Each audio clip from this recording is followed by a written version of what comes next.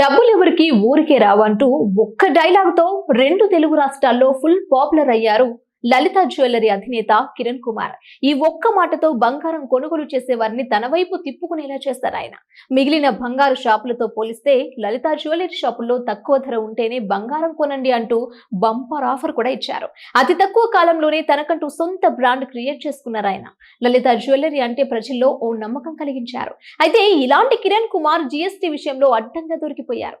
లలిత jewellery అధినేత Kiran Kumar GST input tax credit పేరుతో ప్రభుత్వాన్ని బురిడి కొట్టించాలని చూశారు.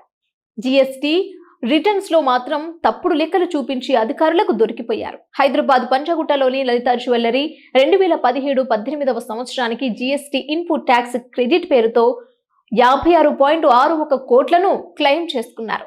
కానీ ఆయన సమర్పించిన రిటర్న్స్ లెక్కల ప్రకారం 41.22 కోట్లే రావాల్సి ఉంది.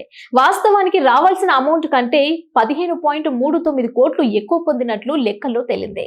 ఇయర్ ఎండింగ్ లెక్కల్లో లలిత జ్యువెలరీ అధినేత చేసిన స్కామ్ బయటపడటంతో స్టేట్ కమర్షియల్ ట్యాక్స్ డిపార్ట్మెంట్ లోని జీఎస్టీ విభాగం అధికారులు ఆయనకు నోటీసులు జారీ చేశారు. లలిత జ్యువెలరీ సమర్పించిన జీఎస్టీ రిటర్న్స్ వివరాలను ఇవ్వాల్సిందిగా కాగ్ అండ్ ఆడిటర్ జనరల్ సైతం ఆదేశాలు జారీ చేసింది. దీనిపై స్పందించిన స్టేట్ కమర్షియల్ ట్యాక్స్ డిపార్ట్మెంట్ వాస్తవానికి రావాల్సిన అమౌంట్ కంటే 15.39 కోట్లు ఎక్కువ పొందినట్లు తేల్చారు. దీనిపై జీఎస్టీ విభాగం అధికారులు ఆయనకు నోటీసులు జారీ చేశారు. అదనంగా పొందిన 15.39 కోట్లలో 14.85 కోట్ల మేర తిరిగి వచ్చిందని సంబంధిత అధికారులు తెలిపారు.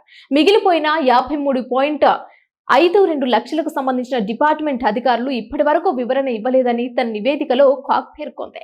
డబ్బులు ఊరికే రావంటూ ప్రజలకు సాకులు చెప్పే లలిత జ్యువెలరీ అధినేత తాను మాత్రం తప్పుడు లెక్కలు చూపించి ఏకంగా 15.39 కోట్లను పొందడం ఇప్పుడు సంచలనంగా మారింది.